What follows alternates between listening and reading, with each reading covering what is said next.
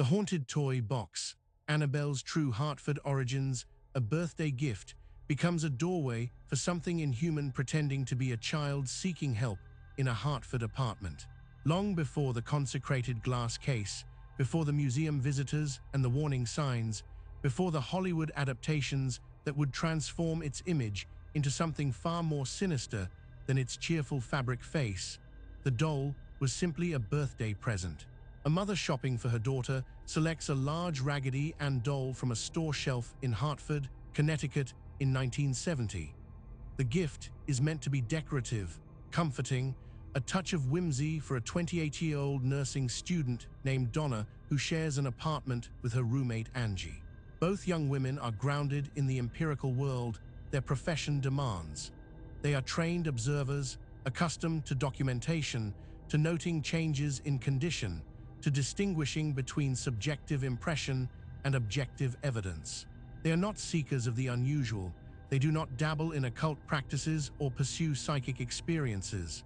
The doll is placed on Donna's bed, propped against pillows, its stitched smile facing the room. It is decoration, nothing more. What develops in the weeks that follow transforms this assumption completely. The first anomalies are positional. Donna places the doll in a specific location each evening before retiring. Each morning, the doll occupies a different position. Initially, the changes are subtle, an arm repositioned, the angle of the head adjusted slightly. Both women notice. Both women confirm with each other that neither has moved it. The apartment is secure. There are no signs of unauthorized entry. The building itself is modern, well-maintained, with functioning locks and no history of intrusion. As the days progress, the positional changes become more pronounced. The doll is found seated upright in chairs it could not have reached on its own. It is discovered in rooms neither woman recalls carrying it to. The positions it assumes require deliberate manipulation, crossed legs, folded arms, postures that fabric and stuffing cannot achieve without external force applied with intention. Donna and Angie begin documenting what they observe with the same systematic attention they apply to patient charts. They photograph the doll's position each evening. They lock the apartment carefully. They question each other repeatedly about whether either has moved it as some elaborate joke. Both women consistently deny involvement. The phenomena expand beyond movement. Small notes begin appearing within the apartment, scraps of parchment that neither woman recognizes, written in a childlike script that belongs to neither of them. The messages are simple, expressing distress and appealing for help. Help us appears on one, help Lou on another, referencing their friend who visits the apartment regularly and has expressed increasing discomfort with the doll's presence. Lou refuses to be near it. He reports feeling watched when the doll is in his line of sight, experiencing an instinctive revulsion he cannot rationally explain. Seeking explanation, Donna and Angie consult a medium. The medium conducts a session in the apartment and reports contact with the spirit of a young girl named Annabelle Higgins, 7 years old at the time of her passing. The medium explains that the child perished on the land where the apartment complex now stands, long before construction began. The spirit, according to the medium, has attached itself to the doll and seeks companionship, comfort, and the security of human presence. The girl feels lost and afraid. She wants only to stay with Donna and Angie, who represent kindness and safety to her lonely existence. The medium presents this information with compassion, and Donna and Angie respond with the same. They are caregivers by training and by temperament. The idea of a frightened child seeking shelter resonates with their professional identities. They agree to allow the spirit to remain. They speak to the doll gently, offering reassurance to the presence they believe inhabits it. This decision, made with sympathy and good intention, is precisely the opening the entity requires. Lou's unease intensifies. He visits the apartment less frequently, and when he does, he avoids the room where the doll is kept. One evening, staying overnight in the apartment, Lou awakens in darkness to find the doll at the foot of his bed. It is not in the position he last saw it. It is upright, facing him, and he reports the overwhelming sensation that it is regarding him with focused attention. Before he can move, he experiences a crushing pressure on his chest, as though something substantial is pressing down on him with deliberate force. He cannot move his arms. His breathing becomes restricted.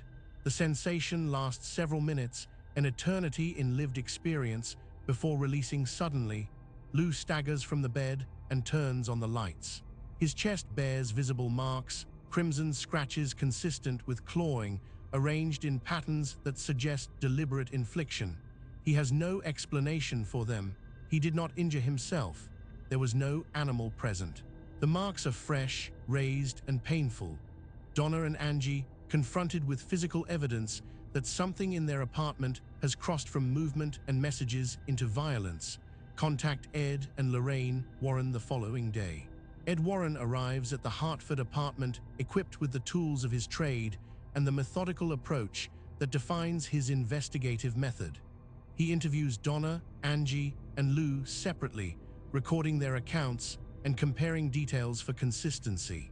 He examines the doll physically, noting its construction, its condition, and the absence of any mechanical apparatus that might explain movement. Lorraine Warren's impressions on encountering the doll are immediate and unambiguous. She perceives no human presence.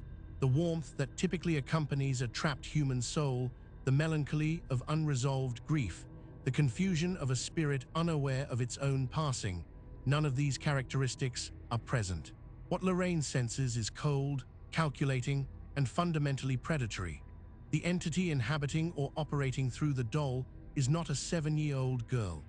It is something inhuman that has deliberately adopted the persona of a vulnerable child to exploit the compassion of two caring young women, lowering their defenses and gaining an established presence in their living space. Ed Warren explains to Donna and Angie the concept of inhuman deception. Demonic entities, in the theological framework he operates within, rarely announce their true nature at first contact. To do so would trigger immediate resistance, defensive measures, and the spiritual protections that even non-religious individuals instinctively employ when confronted with obvious malevolence. Instead, these entities adopt guises designed to disarm.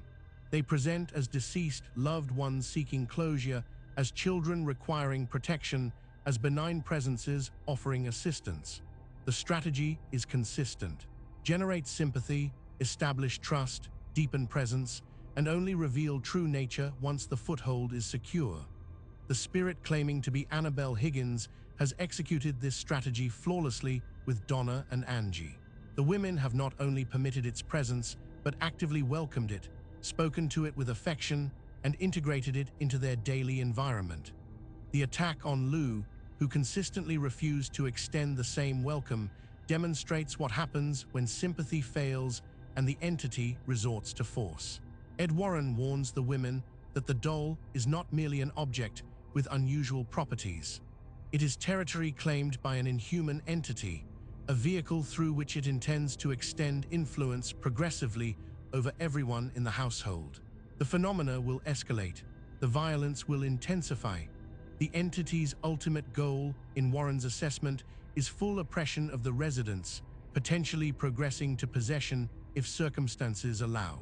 The doll must be removed from the apartment immediately, and the space must be blessed to sever any remaining connection the entity has established. Ed Warren removes the Raggedy Ann doll from the Hartford apartment in a controlled transfer. He places it in a consecrated containment bag over which prayers have been spoken. The doll travels in the back of his vehicle during the drive to Monroe, Connecticut, where the Warren home and the developing occult museum are located.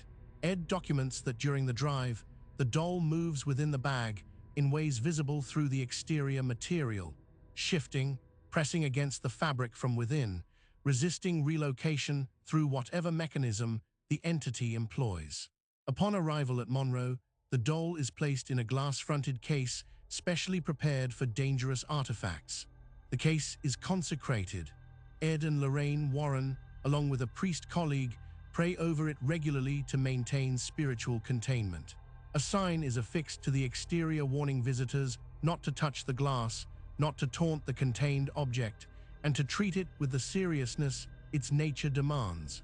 This warning proves necessary. Two young men visiting the Warren Occult Museum ignore the posted instructions. They mock the doll, challenge it to demonstrate its supposed powers, and strike the glass case repeatedly. Ed Warren asks them to leave. They depart laughing, dismissing the entire experience as superstition. Their motorcycle crashes on the drive home. One young man loses his life. The other survives with serious injuries and later contacts the Warrens to apologize, reporting that immediately before the crash, he experienced the overwhelming sensation that something was interfering with his ability to control the vehicle. Ed Warren adds this incident to the case file as further documentation of the entity's capacity to project influence beyond physical containment when provoked or invited. The Hartford apartment is blessed by a Catholic priest following the doll's removal. Donna and Angie report immediate cessation of all anomalous phenomena. The notes stop appearing. Objects remain where they are placed. The oppressive atmosphere that had developed gradually in the space dissipates. Both women continue their nursing careers without further incident. They speak rarely of the experience, preferring to leave it closed. The doll that disrupted their lives for those months in 1970 becomes the centerpiece of the Warren Occult Museum collection. Its cheerful fabric face and stitched smile a stark contrast to the warnings surrounding its case. The Hartford nursing student case, the foundational chapter of what becomes the Annabelle story, represents one of the clearest examples in the Warren catalog of inhuman deception operating through a sympathetic facade. The transformation of a cheerful domestic object into the vehicle for dangerous spiritual intrusion, accomplished through patient cultivation of two women's compassion, illustrates the sophisticated adversarial intelligence Ed Warren confronts throughout his career. The Raggedy Ann doll remains in the Warren Occult Museum for decades, its glass containment case becoming one of the most visited and discussed artifacts in the collection.